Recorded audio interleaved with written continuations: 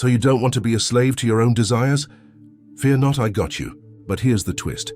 Both ancient Greek cynics and Chinese Taoists discovered the same psychological hack for happiness, and it's the exact opposite of what every influencer tells you to do. While everyone's chasing more, these guys found bliss by wanting less, and the science behind why this works will blow your mind. Picture this. It's 336 BC.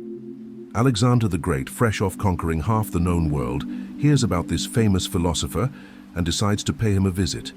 He finds the guy sunbathing outside the city walls, completely naked, living in what's basically a giant clay pot. Alexander walks up and says, "I'm Alexander the Great. Ask me for anything and I'll give it to you." The philosopher, Diogenes, looks up and says, "Yeah, could you move? You're blocking my sunlight." Alexander's entourage is horrified. This homeless guy just dismissed the most powerful man alive, like he was some random peasant. But here's what's wild. Alexander later said, "If I were not Alexander, I would want to be Diogenes." What did Alexander see that made him feel like the poor one in that exchange? Diogenes had something Alexander, despite all his wealth and power, could never buy: complete freedom from want. Now, here's what's actually happening psychologically when you want nothing. Your brain stops producing the stress chemicals that come from constantly chasing the next thing. You're not flooded with cortisol every time you see something you can't have. You're not riding the dopamine roller coaster of temporary satisfaction followed by deeper emptiness. But most people think this sounds miserable. What's the point of living if you don't want anything? That's where they miss the entire point. Diogenes didn't become a robot. He became free. Think about your own life for a second. How much mental energy do you spend wanting things you don't have? Better job, bigger house, different relationship, more money, different body, more followers, someone else's life? Now imagine all that energy was suddenly available for other things. Like actually enjoying what you already have. Like being present in conversations instead of thinking about what you need to do next. Like feeling genuinely content instead of constantly restless. Diogenes figured out something that modern neuroscience is just confirming. Desire is literally the enemy of happiness. But wait, here's where it gets really interesting. Halfway around the world, ancient Chinese philosophers were discovering the exact same thing, but they called it something different. The Taoists had this concept called Wu Wei, often translated as non-action or effortless action. But it's not about being lazy. It's about stopping the constant mental struggle against reality. Lao Tzu, the founder of Taoism, put it perfectly. Be content with what you have. Rejoice in the way things are. Sounds simple, right? But this is probably the hardest thing a human being can do, because we're literally wired to want more. Your brain has this thing called the hedonic treadmill. Every time you get something you want, your baseline happiness returns to where it was before. But now you need something bigger to get that same hit of satisfaction. It's like being addicted to a drug where the dose keeps needing to increase, but the high keeps getting shorter. Diogenes and the Taoists figured out how to step off the treadmill entirely. Here's how Diogenes did it. He systematically eliminated every unnecessary desire from his life. He ate the simplest food, wore the simplest clothes, slept wherever he was when he got tired. But here's the kicker. He wasn't suffering. By all accounts, he was genuinely happy. Happier than the wealthy citizens of Athens who spent their days worrying about money, status, and possessions. One time Diogenes saw a child drinking water from his hands, and he threw away his only cup, saying, "A child has beaten me in simplicity." This wasn't about being poor. This was about being rich in a completely different way. The Taoists approached it from a different angle, but arrived at the same destination. They talked about returning to the uncarved block, becoming like you were before society told you what you should want. Think about a little kid playing with cardboard boxes instead of expensive toys. They're not trying to impress anyone. They're not comparing their box to other kids' boxes. They're just present, happy, free. That's the state both Diogenes and the Taoists were pointing toward. But here's where most people get this wrong. They think it means you have to give up everything and live like a monk. That's missing the point entirely. The secret isn't about having less stuff. It's about wanting less stuff. You can own a house without being owned by the house. You can have money without being enslaved by money. You can enjoy nice things without needing nice things to be happy. The difference is psychological, not material.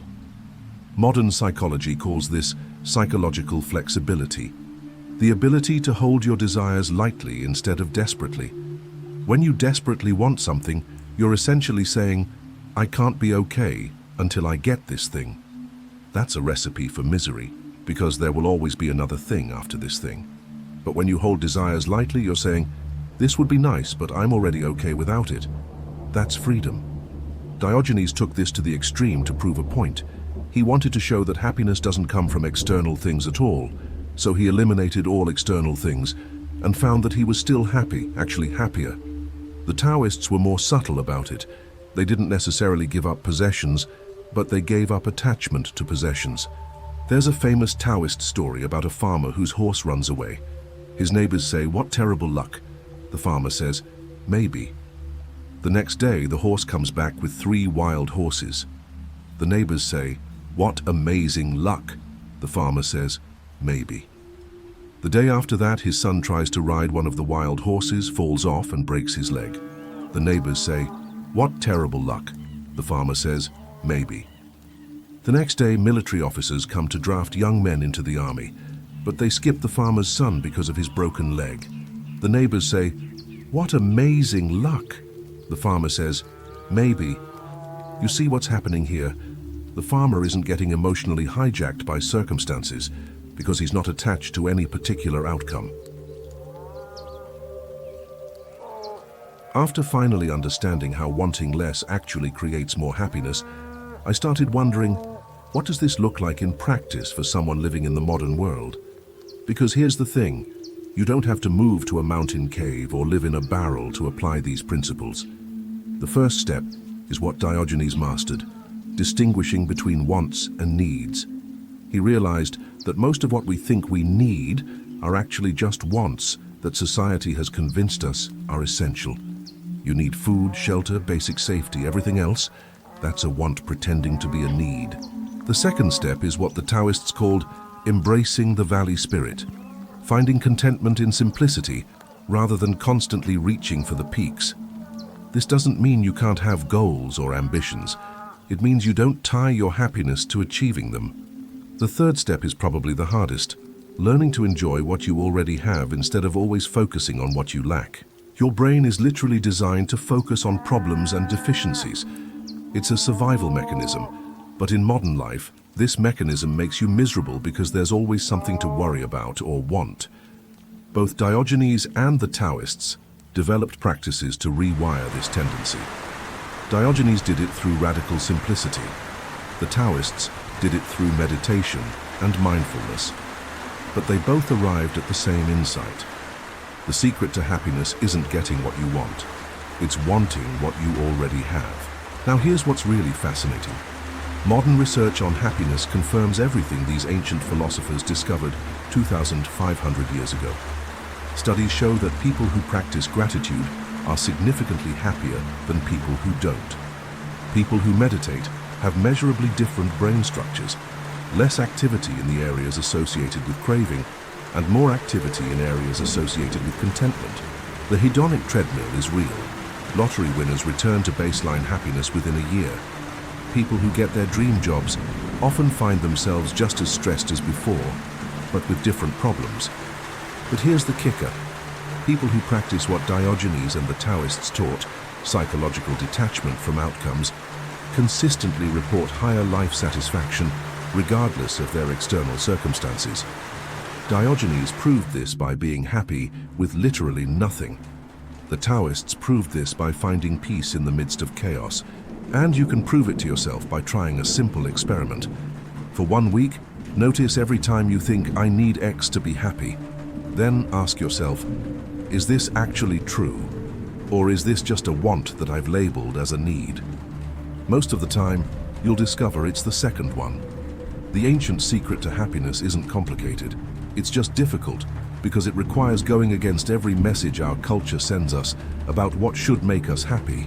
But once you get it, once you really understand that your happiness comes from within, not from external circumstances, You become like Diogenes sunbathing in his barrel, or the Taoist farmer saying maybe to everything life throws at him, completely free, genuinely content, unshakable.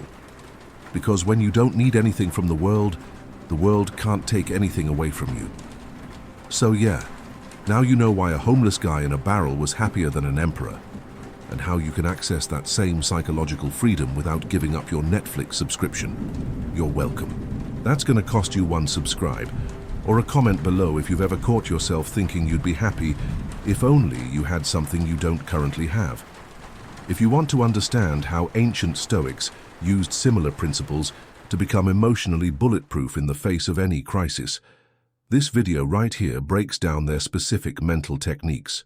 And trust me, once you see how they trained their minds, you'll understand why they were considered the strongest people of their time.